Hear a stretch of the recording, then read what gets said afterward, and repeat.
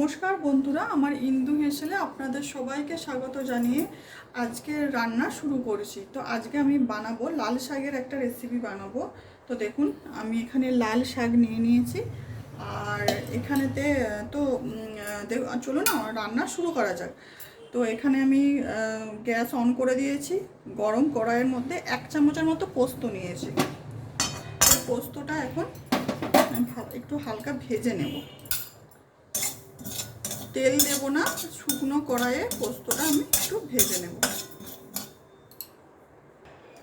পোস্তটা আমি ভেজে নিয়েছি, খুব বেশি ভাজবো না, হালকা ভেজে নিয়ে তুলে নিয়েছি আমি। এখন এই কড়াইয়ের মধ্যে আমি দেব সরষের তেল। 2 চামচের মতো সরষের তেল দিয়ে দিলাম। তেলটা একটু গরম হবে।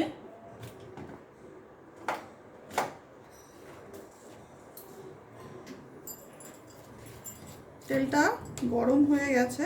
এখন এই তেলের মধ্যে এখন আমি দেব 1 চামচের মতো 5 ফোড়ন।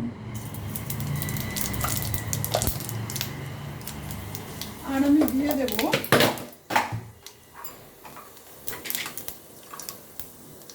গোটা রসুনের কুঁয়ো।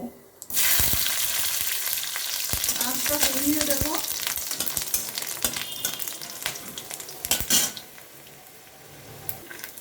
রসুনটা আমার ভাজা হয়ে গেছে। এখন আমি তেলের মধ্যে দিয়ে দেব কাঁচা লঙ্কা, দিয়ে দেব ডুমো ডুমো করে পেঁয়াজ কেটে নিয়েছি। একটু মোটা করে পেঁয়াজটা কাটতে হবে। পেঁয়াজ কুচি আমি কিছুটা দিয়ে দেব।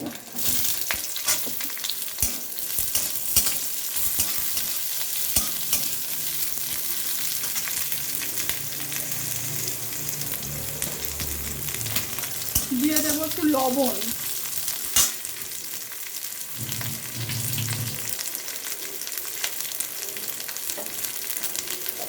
একদম অল্প পরিমাণে দেব, বেশি লবণ দেব না।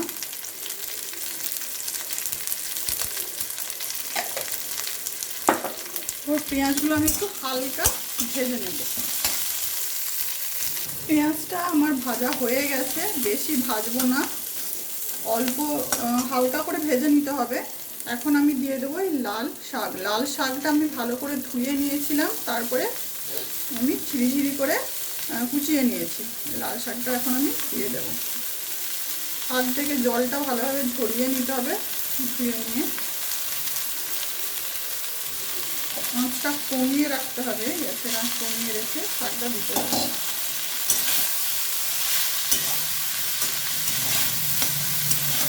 খুবই সিম্পল একটা রান্না। আর এইভাবে লাল শাকটা ভাজা করলে কিন্তু গরম গরম ভাতের সাথে প্রথম ভাতে কিন্তু খেতে ভীষণ ভালো লাগে। আর লাল শাকে প্রচুর পরিমাণে আয়রন থাকে, লাল শাকটা খাওয়াও ভীষণ উপকারী। তো এখন আমি ঢাকা দিয়ে দেবো। শাক কিন্তু বেশিক্ষণ ঢাকা দিয়ে রাখতে নেই, কিছুক্ষণ ছাড়া ছাড়া ঢাকা খুলে একটু নাড়াচাড়া করতে হয়। তাহলে কিন্তু শাকের যে কালার, যে রং সেটা কিন্তু ঠিকঠাক থাকে। আর শাক যদি বেশিক্ষণ ঢাকা দিয়ে রাখা হয়, নাড়াচাড়া যদি না করা হয়, তাহলে কিন্তু কালারটা ফ্যাকাশে হয়ে যায়, যে নিজস্ব যে কালারটা সেটা থাকে না। তো শাক কিন্তু কিছুক্ষণ ছাড়া ছাড়া ঢাকা খুলে খুলে নাড়াচাড়া করতে হয়। আর দেখুন, আমি পেঁয়াজটা একটু মোটা মোটা করে কুচিয়েছিলাম। পেঁয়াজটা কিন্তু এখানে পাতলা করে কুচানো যাবে না, কারণ এই শাক ভাজাতে পেঁয়াজটা একটু গোটা গোটা থাকবে ভাজা হয়ে যাওয়ার পরে। তো আর কোনো রকম জল কিন্তু আমি এখনও দিইনি। তো এখন আবারও আমি ভালোভাবে নাড়াচাড়া করে নিয়েছি। এবারে আমি আবারও কিন্তু ঢাকা দিয়ে দেবো। শাকটা দেখুন আমার অনেকটাই কমে গেছে। যখন শাকটা দিয়েছিলাম অনেক বেশি ছিল পরিমাণে, এখন কিন্তু শাকটা অনেকটাই পরিমাণটা শাকের কমে গেছে। তো এখন আমি দিয়ে দেব পরিমাণ মতো লবণ। শাক কিন্তু যখন কড়াইয়ে প্রথমে দেওয়া হয় তখন কিন্তু লবণ দিতে নেই, কারণ শাকের পরিমাণটা তখন বেশি থাকে। তাই বোঝা যায় না যে কতটা পরিমাণে লবণ দিতে হবে। সেই ক্ষেত্রে লবণের পরিমাণটা কিন্তু বেশি হয়ে যায়। তাই শাক কিছুক্ষণ ঢাকা রাখার পর যখন শাকের পরিমাণটা কমে যাবে তখনই লবণটা দিতে হয়। তো এখন আমি পরিমাণ মতো একটু লবণ দিয়ে দিলাম, দিয়ে আবার একটু ভালোভাবে নাড়িয়ে চাড়িয়ে ঢাকা দিয়ে দেবো। আর লাল শাক খুবই নরম শাক, খুবই তাড়াতাড়ি এটা হয়ে যায়।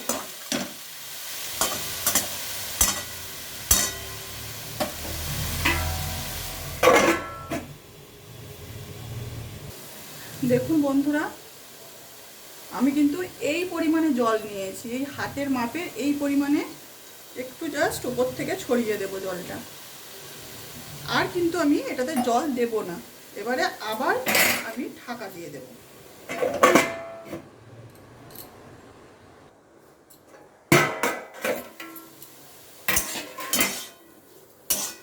শাকটা আমার প্রায় ভাজা হয়েই এসেছে।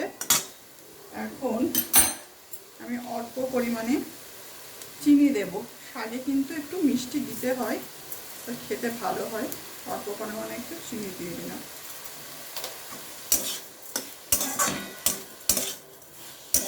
আবারও আমি এটা একটু ঢাকা দিয়ে রেখে দেব। চিনি দেওয়ার পরে আবারও এই হাতের পরিমাণে একটু জল নিলাম, নিয়ে উপর থেকে একটু জাস্ট ছড়িয়ে দিলাম। এবারে এটা আবারও আমি ঢাকা দিয়ে দেব।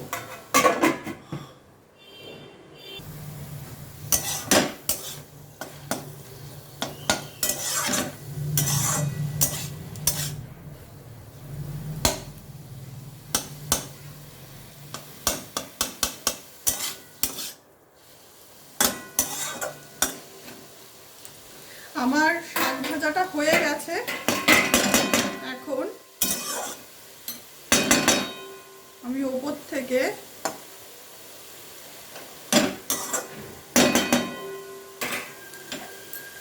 যে পোস্তটা আমি শুকনো কড়াইয়ে একটু হালকা ভেজে নিয়েছিলাম, এই পোস্তটা এখন আমি ওপর থেকে দিয়ে দেব। এইভাবে শাক ভাজাটা করলে কিন্তু ভীষণই টেস্টি খেতে হয়। আর পোস্ত না দিলেও তার পোস্তর পরিবর্তে কিন্তু আপনারা বাদামও দিতে পারেন। বাদামটাকে শুকনো কড়াইয়ে একটু ভেজে নিয়ে খোলা ছাড়িয়ে আর হাফ ভেঙে নিতে হবে, বাদামটাকে হাফ গুঁড়ো করে নিয়ে সেটা লাস্টে ছড়িয়ে দিতে হবে। সেটাতেও কিন্তু এই শাক ভাজাটা খেতে ভীষণ টেস্টি হয়। তো আমার লাল শাকের ভাজা হয়ে গেছে বন্ধুরা। তো এইভাবে আপনারাও বাড়িতে বানিয়ে দেখবেন, এটা ভীষণই টেস্টি লাগে। প্রথম গরম গরম প্রথম ভাতের সাথে এটা খেতে খুবই ভালো লাগে। তো আমার ভিডিও যদি আপনাদের ভালো লাগে তাহলে অবশ্যই কমেন্টে জানাবেন যে আমার ভিডিও আপনাদের কেমন লাগছে। আর যদি ভালো লাগে তাহলে আমার চ্যানেলটিকে একটু সাবস্ক্রাইব করে দেবেন, শেয়ার করে দেবেন। আর সকলে সুস্থ থাকবেন, ভালো থাকবেন। দেখা হচ্ছে পরের কোনো একটা রেসিপিতে। নমস্কার।